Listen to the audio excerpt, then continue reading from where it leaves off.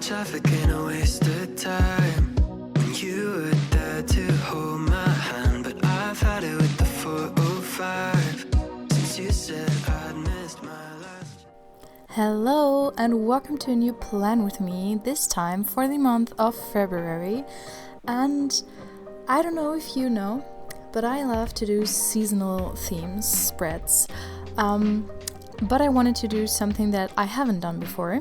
So for this month I chose to do the theme of a flower shop. This idea originated from a Pinterest post that I saw recently and I just really liked, because in the post you had like 2 pages for a cover page and it was open like a little door. You will see later what I mean with that. And I really liked the idea because it was something different, and I'm doing bullet journaling now for a lot of years. And I love whenever I can switch it up a little and do something completely new, which is also why in this spread I'm using a lot of different types of media, of paint. So for the little tables and the bushes with the flowers, I used some wax crayons, markers, I don't know how you would call them. And then for the flowers that I'm drawing right now, I just used regular markers that I would use, and later on I will use also paint pens and a lot of these waxy wax pens. This is also a great tip if you find yourself like in a rut or stuck, to just try something new. Try a new media, I don't know, because for me this really made a big difference and I felt very much inspired, I don't know, and I had so much fun using these little, you can see them right now on the screen, like sticks. I don't know what to call them in English, but I bet you also played with them in your childhood.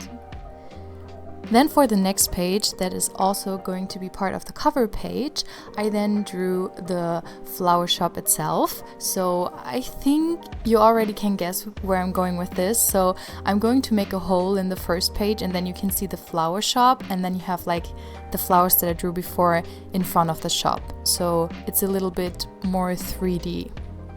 Funny enough, I'm drawing a flower shop that I saw online, that was my reference, and it was pink and green. And if you maybe remember from my last video, my general setup for this bullet journal is pink and green, so I thought this was really funny but also perfectly matching, because also my journal is in general green, but I just love pink and green, and I also think that this looks so cute, so stunning. It's perfect for a flower shop and it's also so matching for a Valentine's Day. Usually the name of a flower shop would be above the shop, but I used the space to then letter February, so it's kind of the name of the shop, so it's perfectly for this cover page.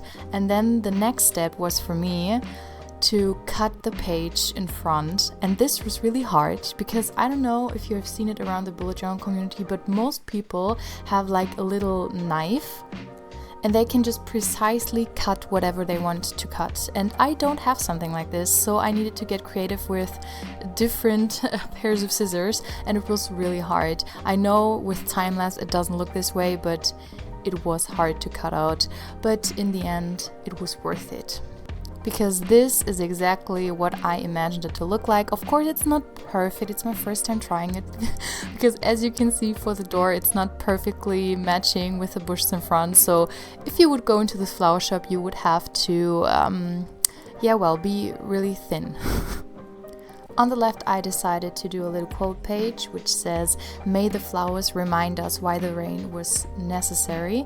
I thought not only is it perfect for a flower shop, but also a quote, especially at the beginning of a new year and maybe thinking about what happened last year. It's so important to remember that even though we might have faced some challenges, these are very important and make us who we are.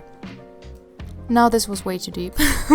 I also drew a little bouquet from the flower shop to the quote and then added some doodles here and there to bring everything together, and I'm so happy with how this cover page turned out, and it made me so motivated, like inspired. I cannot even grasp it really, because I've had some struggles to really be inspired and have fun creating, but with this theme and these setups, I was very much in flow. I had so much fun. That's why I said, please discover different things, different pens, whatever you can, because sometimes it just clicks. And this happened for me because I did this all in one sitting and I had so much fun. I was really fast actually, because these take me a while to create, but I haven't experienced that in a while, so this one is special for me. The next 2 pages are again for my monthly overview, so we have a little heading, we have a little calendar. I decided to do Saturday and Sunday into one day, so I don't have to spread the calendar onto 2 pages. Also, Saturdays and Sundays I don't really like to plan too much, so that's perfectly fine for me. On the bottom of the page I have a little space for an affirmation for the month. I thought it was maybe a cute idea to explore. And then on the right side we have some space for goals. I specifically only wanted to do 6 because I want to do less, because I noticed that I have a lot of goals each month and then I accomplish none. So let's keep going.